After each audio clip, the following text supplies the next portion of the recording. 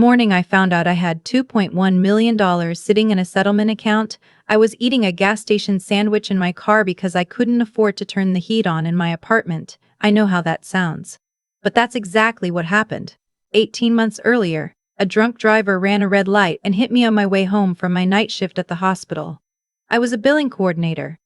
Nothing glamorous, just someone who made sure the numbers lined up so the actual heroes could keep the lights on. The accident shattered my left wrist, fractured 2 ribs, and left me with a spinal compression injury that still wakes me up at 3 a.m. sometimes. I spent 4 months unable to work, 4 months of watching my savings disappear while my family watched me drown and said things like, "You should have been more careful," and "Have you tried ibuprofen?" My attorney called me on a Tuesday.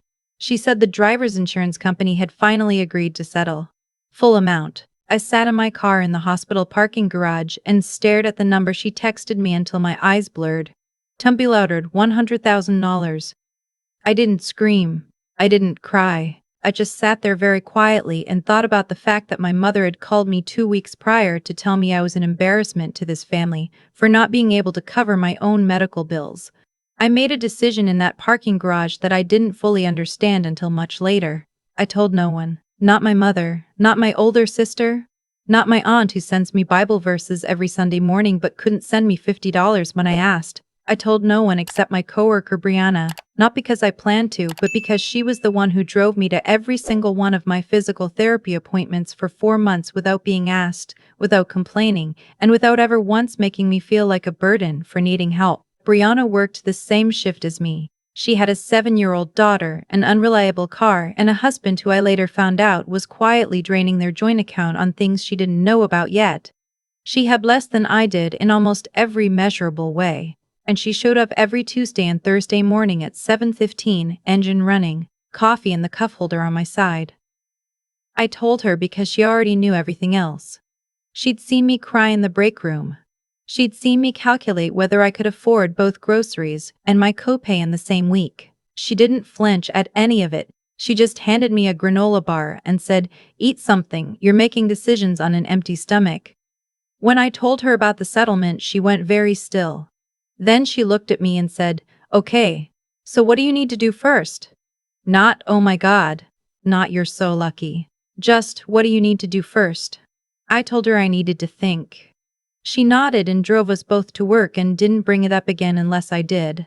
That was in March. By June, I had moved the money into a private account my family didn't know existed, hired a financial advisor through my attorney's referral, and started quietly planning what my life could actually look like from this point forward. I wasn't flashy about any of it. I drove the same 10-year-old Civic. I still brought lunch from home. I still showed up to every family dinner my mother guilted me into attending, where my sister would talk about her kitchen renovation, and my aunt would ask me when I was going to get serious about my career. I smiled and I said very little and I watched them. I want to be honest about something. I wasn't testing them at first. I wasn't strategic about it. I was scared. I had grown up in a family where money meant power, and people who had it held it over the ones who didn't. My mother had done that my whole life. Small comments, backhanded comparisons, the way she'd say, "Oh, that's nice," about anything I accomplished, and then immediately redirect the conversation to my sister's achievements. I didn't know what would happen to those dynamics if they knew. I didn't want to find out right away. But then something happened that made me want to know exactly who I was dealing with. It was a Saturday in August. I had driven 3 hours to visit my college roommate for her birthday weekend. On the way back, somewhere around midnight on the interstate, my tire blew out. Full blowout, the car pulling hard to the right, me wrestling the wheel to the shoulder with my heart in my throat. I was fine. Car was off the road, hazards on. I was fine. But I was alone, it was dark. The nearest town was 12 miles away, and my roadside assistance had lapsed 2 months prior. I'd meant to renew it and kept forgetting. I called my sister first because she lives 40 minutes from that stretch of highway. She picked up on the third ring, sounded half asleep, and when I explained what happened, she said, "I have the kids tomorrow morning. I can't be driving around in the middle of the night. Can't you just call someone?" I said I was calling someone. She said I was calling someone. She said, "I mean like a tow truck," and hung up. I called my mother. She let it go to voicemail. I sat there in the dark on the side of the interstate for a few minutes, listening to trucks blow past, and I did something I genuinely almost didn't do because I felt so guilty about it. I called Brianna. It was midnight. She had work in 8 hours. Her daughter had a soccer thing in the morning. I knew all of this, and I called her anyway because I was out of options and she was the only person whose name kept coming up in my head. She answered on the first ring. I could hear her already moving around. "Where are you?" she said. Not what happened, not it's midnight, just where are you? I told her the mile marker. She said she'd be there in an hour and 15, maybe less. She showed up in 1 hour and 4 minutes. She had a spare tire that actually fit my car, because she'd thought to ask me the model before she left her house. She helped me change it, her hands on the lug wrench, both of us in the gravel on the side of the road. And then she followed me all the way home to make sure I got there safely. She was at her own house by 2:30 in the morning. She still showed up to work the next day. I drove home that night thinking about my sister's voice on the phone. "Can't you call someone?" As if I were a mild inconvenience and not her younger sister alone on a dark highway. And I thought about Brianna, who had moved through her entire night, midnight, spare tire, gravel, 2+ hours of driving, without a single word of complaint or hesitation. I had $2.1 million, and neither of them knew it. But I knew, very suddenly and very clearly, that money had nothing to do with what I was seeing.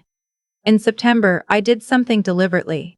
I called my mother and told her I was struggling financially. This was technically still true in a surface-level way. The settlement funds were largely tied up while my financial advisor structured everything properly, and my take-home pay hadn't changed.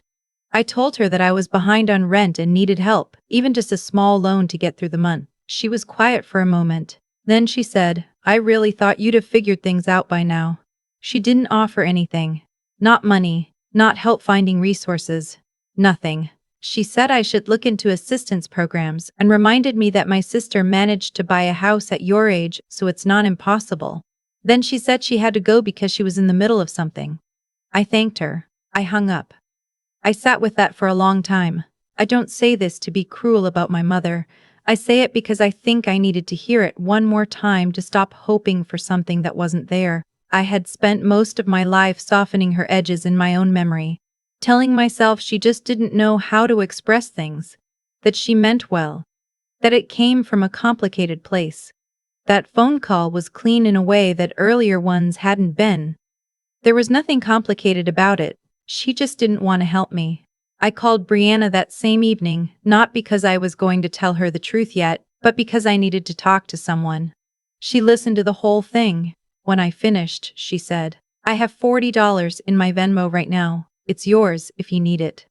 $40. She had $40 in her Venmo, and she offered it without a pause. I told her I was okay, that I didn't need it. She made me promise to tell her if that changed. I decided, that night, that I was going to tell her the truth. Not right then. I waited until I had everything in order, until the financial structure was finalized and the money was in accounts I fully controlled. I waited until I felt like I understood what I was going to do with it, and then one afternoon in October, I asked her if she wanted to grab coffee after work. Not in the hospital cafeteria. Actually somewhere off campus. We sat in the booth at a diner 3 blocks from the hospital, and I told her everything. The accident. The settlement. The amount. The months of keeping it private. The phone call with my mother. She didn't say anything for a long moment. Then she said, "So that's why you've been so quiet?" I said yes. She looked at me for a second, and then she said, "Are you okay?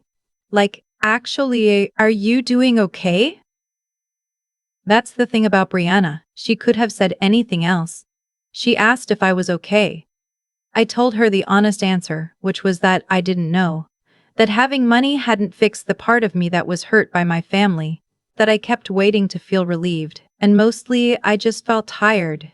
She nodded like she understood that specifically. Then I told her the other thing I'd been sitting with for weeks. I knew, from a few things she'd mentioned in passing, that things weren't good at home. She hadn't said much.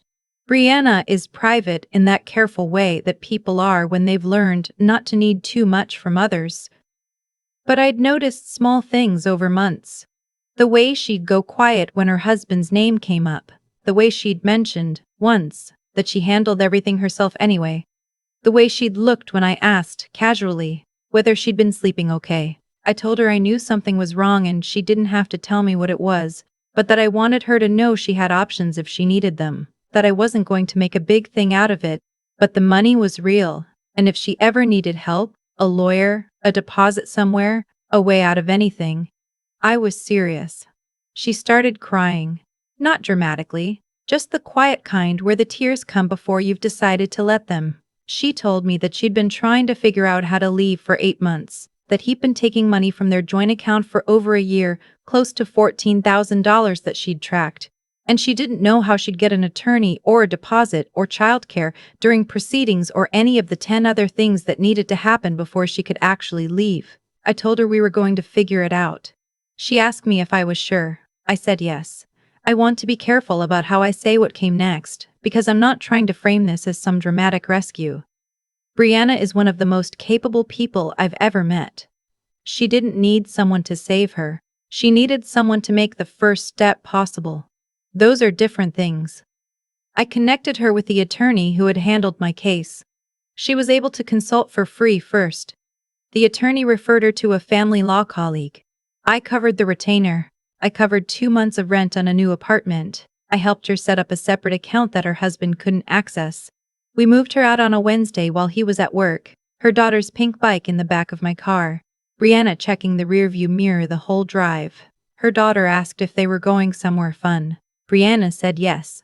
I don't have a clean and tidy relationship with my family now.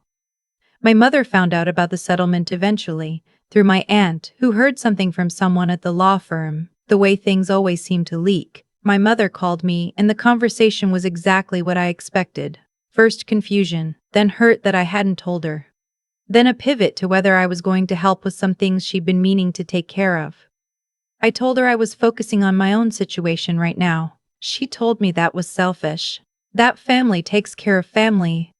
I didn't say what I was thinking, which was that I'd learned that lesson by watching who showed up and who didn't. My sister texted me a few days later, a long message about how she was glad I was doing better and how she'd always believed in me, which was a kind of rewriting of history that I didn't have the energy to argue with. I replied that I was doing well and I hoped she was too. I haven't called her since. I know some people would say I should have given them a chance, that maybe they would have showed up differently if they'd known what I was going through. But I think about Brianna offering me $40 at midnight without knowing I didn't need it, and I think that's the answer. You don't wait to know someone has nothing before you help them. You either have that in you or you don't. I'm telling this story now because I'm not angry anymore, and I think that's when a story is worth telling. Not when you're in the middle of it, when everything is raw and the hurt is still doing the talking. Now, a year and some months out, I can see it plainly. I have a small house I bought in cash. It's the first place I've ever lived where I made every decision. The bathroom is a color my mother would hate. I have a garden I'm still learning how to keep alive. Brianna and her daughter live 20 minutes away. Her daughter lost her first tooth last month and sent me a voice memo about it that I've listened to 4 times. Brianna is doing okay. Better than okay, actually. She got a promotion at work. She's sleeping again. She picked up a hobby she'd dropped years ago because her husband had made her feel stupid about it. She seems like herself. Or maybe a version of herself she hadn't been in a long time. I go to therapy. I'm still working through the part where I explained to someone that I had everything taken from me in an accident and then handed back with interest, and it still didn't feel like enough to fix the parts that were already broken. My therapist says I'm making progress. I believe her. I don't have a big lesson that wraps this up. I just know that when everything was dark and I couldn't move and I didn't know what I was going to do, one person showed up. Not because she had to, not because she knew there was something in it for her. She showed up because that's the kind of person she is. You can't buy that. I know, because I have enough money now to know what it can and can't purchase. It can buy security, and options, and time, and a bathroom painted a color your mother hates. But it cannot buy you someone who answers on the first ring. I think I already had the most valuable thing. I just didn't see it yet. I've thought a lot about why things turned out the way they did. Not in a mystical way, not looking for some cosmic explanation, just the plain, honest version. The way you treat people is a seed. And seeds don't announce themselves. They just grow, quietly in the dark, until one day there's something undeniable standing where bare ground used to be. My mother spent years treating me like a problem she hadn't asked for. My sister kept a careful tally of her own inconveniences and made sure none of them ever included me. And Brianna, who had every reason to be too tired, too broke, too busy, just kept showing up. Not because she expected anything, not because she was angling for a return. She did it because she's built that way, and people who are built that way tend to create something solid around them without even realizing it. That midnight on the side of the highway, I didn't know yet what I was going to do with the money. I didn't have a plan. I just knew, sitting in the gravel watching her fit the lug wrench, that what I was looking at was rare. You go your whole life being told that family is the thing you can count on, and then one night you find out the person counting your lugnuts is someone you met at a hospital billing desk 3 years ago. That's not a failure of family as a concept. That's just information. Real information. The kind that's hard to argue with. I think about the version of myself that might have told my mother first. That might have let the money pull all those old dynamics back to the surface. The comparisons, the subtle competition, the feeling of never quite being enough. I think that version of me would have spent a lot of energy managing people instead of actually living, and I don't think I would have helped Brianna, because I would have been too caught up in the people who were loudest about deserving it. What I learned. And I don't use that phrase lightly because it took me a long time to actually learn it, not just know it, is that intelligence isn't just about being smart. It's about being honest with yourself about what you're actually seeing, even when it's uncomfortable. For years I told myself a story about my family that was kinder than the truth. That took something from me. Every time I made excuses for them, I was also making myself smaller, adjusting my expectations down so that their behavior could fit inside a reasonable picture. Stopping that was the hardest thing. Harder than the accident almost. Harder than the months of recovery. The character of a person shows up in small moments before it ever shows up in big ones. Brianna had been showing me who she was for 3 years before that night on the highway. I had just been too busy hoping my family would catch up to notice. You don't build a good life by waiting for the people who should love you to finally decide to. You build it by paying attention to who actually does. And then, this is the part I want to say clearly, you use whatever you have to make their path a little easier. Not out of debt, out of recognition. Out of the simple understanding that when someone gives you their midnight, the least you can do is give them a way forward in the daylight. Brianna's daughter sent me a voice memo about losing her first tooth. I've listened to it 4 times. That's what a good decision sounds like.